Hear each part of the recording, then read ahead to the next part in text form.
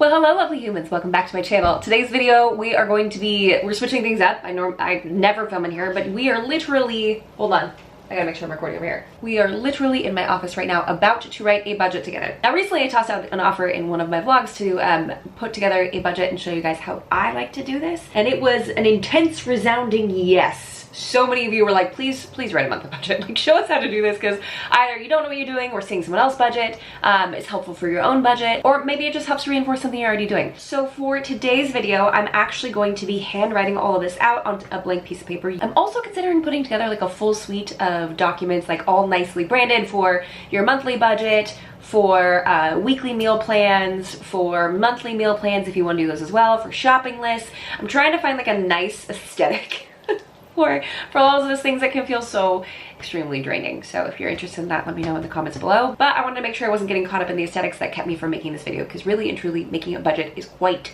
simple. It does not need to be difficult, and really all you need is a blank piece of paper, a pen, and access to your bank account. All right, now we're gonna go ahead and start there. The first thing you're gonna want to do when making your budget is gather up your supplies. For today, I'm using just a sheet of blank paper, but like I said, you can of course use lined paper, you can throw this in a journal, you can use a Canva template. You've got plenty of options here. Just don't get caught up in the aesthetics of it. All you gotta do is really write this down on paper, okay? The second thing you're gonna wanna do, which I am not doing in front of you today, because although I love you, I'm not showing you my bank statements. You're gonna wanna print up 3 of the most recent bank statements and gather up a handful of highlighters. If you don't have highlighters, use different colored pens. Don't spend money to make your budgeting more simple. Use what you already have on hand, okay? Or you can use a pencil or a pen and simply mark them with an initial next to them as you're going through each and every one. So print up the most recent, like the last 3 full statements from your bank account. Grab your highlighter, and what we're going to do first is we are going to figure out what you are actually spending. Now, a lot of budgeting advice tends to go off of the 50-30-20 rule, where 50% of your income should be going to your needs. We will abbreviate this as N, 30% to your wants, and 20% to savings. In all of my years of doing budgeting, in all of my years of living either paycheck to paycheck or being a little bit more financially flush, this system has never worked for me. I have always needed to make adjustments to this, especially when I'm living paycheck to paycheck. This number is basically non-existent, right? At a certain point, if you run out of money, we can't spend 30% of our income on wants. We also probably can't be putting aside 20% of our paycheck to go towards savings. These are lofty goals. I love that for us, but if you're not there, you're not there. But if you don't know where you've been and you don't know what your spending has looked like, then you can't really make an educated decision moving forward. So what you're going to do is you are going to either mark or highlight your categories accordingly. We've got fixed expenses, we've got variable expenses, and then we have needs and we have wants. If you want to go ahead and have an extra color or an extra notation for savings, you can do an S for savings. Now here is where we're gonna get a little bit more creative with this. If you are using initials, you can have a fixed need. You can also have a fixed want, okay? A fixed need is going to be rent. It's going to be a mortgage, it's going to be health insurance, it's going to be car insurance. It's fixed, you need it, right? A fixed want is stuff like Hulu, Amazon Prime, or Netflix. It's streaming devices, it's apps. They are a fixed number that come out of your account every single month, but you don't exactly need them. Conversely, we also have a variable need and a variable want. Now, variable needs can be stuff like gas, groceries, your electric bill might change from month to month. Like, you know you're gonna have to pay it every single month, but it may not be exactly consistent. And that's what we're gonna find out today. How consistent are some of these numbers? And I know this sounds overly complicated, but this category right here is going to be where you're gonna find the most opportunities to save. So we really wanna make sure that we're annotating these things effectively, okay? So go ahead and go through 3 months worth of your statements and mark them accordingly. What is a fixed need? What is a variable need? What is a fixed want and what is a variable want? And then if you have anything that you're putting towards savings, you're going to do that as well. What you should end up coming up with is a list. Let's see, is this gonna show through on the other side? Can I reuse paper? I'm gonna reuse paper. Now, once you have all of those, you're going to want to write them down. Again, can be lined paper. You can do this in an Excel spreadsheet. You can do it in a Canva template, but we are writing pen or pencil to paper today because the physical act of writing it down can help a lot of people remember it a lot better than just typing it into a computer. Variable, and you're likely going to list out the following categories, okay? We have rent or mortgage. We have renters or home insurance. I'm going to be doing abbreviations for this, otherwise it's going to take us absolutely forever and I'm gonna run out of room on this. Car insurance, health insurance, cell phone, internet, and then apps, streaming, any additional debts as in student loans, and tithing if that is something that you do. Okay, you can also add savings here if you are regularly adding to a savings account. Variable expenses could include, but are not limited to, groceries, gasoline, eating out, Amazon Prime, shopping in general, electric, gas, water. Oh, I guess trash would be over here, huh? Because that is more of a permanent number than anything.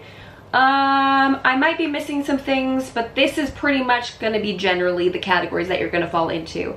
I'm going to highlight, let's see, apps, streaming, groceries, eating out, Prime, and shopping. These areas generally fall into two categories, which are entertainment or food. Those are going to be the areas you will absolutely, without a shadow of a doubt, be able to save the most amount of money. Oh, and then some of you may have a car payment as well. Let's go ahead and pause this because I gotta go with the baby. Oh. Hi, Sue baby. Let's see how far we can make it with her. What do you think? You like my current filming apparatus? These are the numbers that you're going to be looking for in each of the 3-month categories. We are going to be looking for anything that's fixed, anything that you're seeing regularly, and then anything that's variable. So adding up the variable expenses is a little bit, what are you doing? Can feel a little bit tedious. That's why you don't really want to do more than 3 months. 3 months is just enough to figure out an average. Look at the baby hand. You're sweet. And that's precisely what you're going to do. You are going to have this list done 3 times. If these numbers are well and truly fixed, you don't need to repeat this, but you will need to repeat this section, variables, for each month. So let's see, right now it's the end of September. So let's say I did July, August, and September. I would then do July groceries, July gas, July eating out, July Prime shopping, July regular shopping. And I like to highlight Prime specifically because online shopping can be a very slippery slope because you are not physically pulling out your credit card or your debit card to make these purchases, especially when they're saved. It feels so much easier to just click pay. And they know that, and that's why they made it easy for you. So this could be online shopping in general. So this list right here is really and truly the only one that needs to be done 3 times. Because if these are actually proper fixed, then you will not need to be repeating them from month to month. If you find something like maybe your trash varies, yeah, honestly, none of this really should change. But if you find that something does make it shift or change, then it changes to a new fixed amount and it does not vary. If it varies at all, continuously and or repeatedly, it needs to go into this list. After that, you're going to figure out what your 3 totals are for groceries. So you will need 3 totals for each one of these. And this is not all going to fit onto one piece of paper. You could potentially design it like this. Let me shift this off to the side. You could potentially do something like this. Don't grab the paper, baby. You could do July, August, and September. Nice little line like this. Boom, boom, boom. And we can have our averages over here. And we do groceries, eating out. My penmanship is fantastic. You don't even have to tell me, it's fine. And so on and so forth. So I'm gonna go ahead and fill this out real quick, and then we'll come back with some made up numbers and do the math together. Okay, so we have groceries, eating out, gasoline, online shop, in-store shop, electric, gas, water. I switched this to gasoline so we can tell the difference between these two. We only have electric here, but we have had gasoline in the past, so these were 2 separate charges for us in previous homes. So what we're gonna do now is I'm gonna go ahead and make up some numbers real quick. Let's say it's a couple and groceries for July were $500. I don't know. We have 6 people in our family. I mean, one of them doesn't eat real food yet, but you know what I'm saying. Let's say August was $650. Maybe you had some, excuse you. let's say August was $650, maybe you had some stuff that you need to catch up on, and September is back to $500. We are gonna add up these three and then divide by 3. We've got 500 plus 500 plus 650 divided by 3. Yep, $550 a month. Maybe you eat out 150, 100,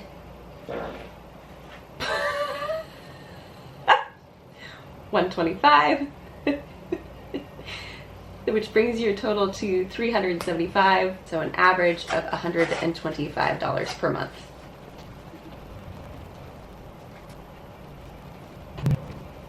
Okay, here are our variable expenses for the last 3 months with the averages listed in the final column.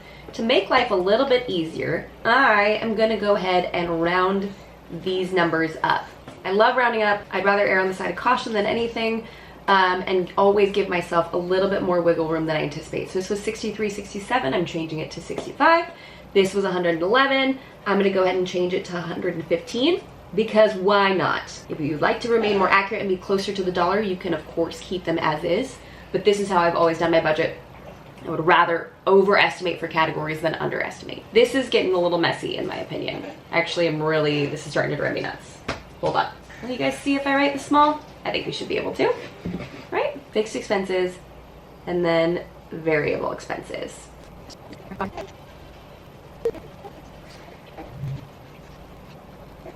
Now we're going to take our averages that we figured out on the other page, and our average for groceries is $550. Our average for gasoline, $125. Our average for eating out is $150, and I'll fill in the rest of these. Now we're going to fill in our fixed expenses. So rent, let's say, is $1,900. Renter's insurance, I believe, is pretty cheap. Let's call it $10 a month. I know you probably pay in a yearly policy, but it's good to budget this out just to have it on hand. And also we need to add in a miscellaneous category. This could be for vehicles, this could be for something went down. This could be an unexpected expense that comes up every once in a while. Let's say your car payment is $400 a month. Car insurance, I am out of touch.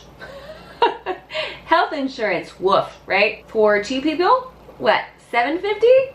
We actually did this as an experiment with the girls recently, where I'm doing a program. We're doing a project with them called Adulthood 101, and they're 14, or will be in about a week, where we are figuring out all of these costs, and they're actually putting together a budget just like we are doing here. Oh, big yawns. And they're having to figure out meal plans and shopping lists and cost compare between organic and non-organic ingredients, and go from there. So it's been a really interesting journey, but what I just Googled the other day is the average cost of a single person health insurance is like $590 according to the Googs. So I'm doing my best to get educated answers here, but I could be a little off. Cell phone for 2 people, $200. Internet, $75 a month. Apps. This one, let's say you probably spend $30 a month in apps. I don't know. Streaming. Okay, I actually worked with someone on their budget recently, and their cost for streaming per month was over $100. And just streaming alone. That's a lot, okay? So let's say streaming devices, we're looking at more like 50. Debts, maybe you're paying $500 down on your student loans, or you've got credit cards. Tithing would be 10% typically for those who do it, of your income. What you doing? So let's say it's $500. Savings, maybe you're trying to put aside $250, and then trash, because it's in a really weird spot, because like, whoa, totally forgot about it, is $15. Let's say $100 a month for miscellaneous. Now, a lot of these are made up and or educated guesses. Obviously, as a family of 6, our numbers are going to be way different. So that's what I'll go ahead and do next. I'm going to add up all of our expenses. And don't forget, we did talk about going through needs and wants. That will come up in just a few. So now that we have our totals from both our fixed expenses and our variable, we are going to add those two together. So $1,310 plus $4,780 brings us to our monthly output is $6,090. And now is the time where you need to figure out what your net income is. The income is that you take home. If you are married, what your husband or wife brings home, as well as what you do. If you are one income family, you've got to figure that out as well. That's usually pretty easy if it's one paycheck. If it's one revenue stream, it's a little bit more difficult when it comes from multiple places like me. YouTube, we've got online course revenue. We've got a couple different streams of income, so I have to kind of monitor those accordingly. I now pay myself a paycheck through my business. So ideally, all of this is coming out of the same account and you're all tracking from one specific singular main account. I probably should have said that earlier. Make sure it's your main checking. If you utilize a bunch of different accounts though, this could get a little more complicated, so I highly encourage you to streamline as much as you can, all right? But let's say your monthly income is $7,000. That is your net. Obviously, you then subtract your expenses from it, and your budget surplus is $910. This, in an ideal scenario, would be going directly to your savings. That's a huge amount to go to savings every single month. That's cool. Now, that's if you're bringing home $7,000 a month. What if you're bringing home $6,000? And you realize that $6,000 minus $6,090 doesn't pan out. You get yourself a negative $90. Now's about the time where I want to ask, why are you budgeting? What's the purpose of this? What's your goal? If we return back to our example of the 50-30-20 rule, we have 50 towards needs, 30 towards wants, and 20 towards savings. If this is your goal, we've got ourselves a little bit of a problem. If your goal is to increase this number, or ideally get it as close to 20% as possible, you will need to therefore make more room in your wants budget or your needs budget. But we still haven't established what our needs and wants are. Let's go ahead and do that right now. Rent, probably a need. If you have to move back in with your parents, you could do that, but let's avoid that if possible, shall we? Insurance, that's renter's insurance. Car, you could probably sell your car if you really needed to and get out of payments and buy something outright, right? Or get into something with less payments. But for the sake of the argument, we're gonna call that a need. And obviously you need car insurance. This would be less if you weren't making payments on your vehicle. But again, let's not rock the boat. Let's just deal with the finances we have in front of us. Health insurance, cell phone, internet, apps. Do we need apps? Do you need all of these apps that you're paying money for? Do you need Audible? Do you need Kindle Unlimited? If you say yes and you're like, no, this helps my sanity, I need to keep them, do you need Spotify? Do you need it? If you say yes and you need to keep them, that is something that is totally up to you. However, generally speaking, most apps fall as a want. Streaming devices, do you need all of them? Do you really need all of them? Do you need to watch the sports game the second it goes live? Do you need to watch it in real time, or can you watch it afterwards? If you are sitting in a position where you are going over budget repeatedly every single month, you have to start asking hard questions like this. Streaming devices are a want. You can try to categorize them as a need, that's okay. If it helps your sanity, it helps your mental space, I get it. Debts, that's a need. We don't want to go into collections on anything, right? Tithing, this one's hard. It depends. I've gone through seasons where we haven't tithed at all. I've gone through seasons where we have dedicated tithing ahead of time. So I will go ahead and say that for some this is a want and some this is a need. And the same thing with savings. For some this is a want and some this is a need. It depends on where you're at in life. If you can't afford it, the Lord will not shun you. Okay, if you can't afford savings, it's okay. On the opposite side, the only things that you absolutely need are groceries, gasoline, and then electric, gas, water, and a miscellaneous category. You can go a full month without spending anything in these three categories. These are for sure wants. For sure. Now you might say, like, Jamie, I need to cover clothing, I've got a new job, etc. I get that. But if stuff is really hitting the fan, you can put all of these on the chopping block. Oh, and to clarify about savings being a want versus a need, maybe you have to be saving for a vehicle because you don't want to keep paying this car payment every single month. Maybe you have to save for a down payment or a deposit on a new place. because you can't keep affording the $1,900 or you need to move out of your current location. Perhaps the saving is an absolute need. I know saving sometimes looks like a luxury, but you sometimes have to be able to do it to get out of your current situation. So if the purpose of this is you just want to figure out what your money's doing, great, we've done that. We've figured out the situation, we know where your money is going, and we see potential areas that we can make adjustments. However, if you are making a budget because it is difficult to make ends meet, might I recommend the following things.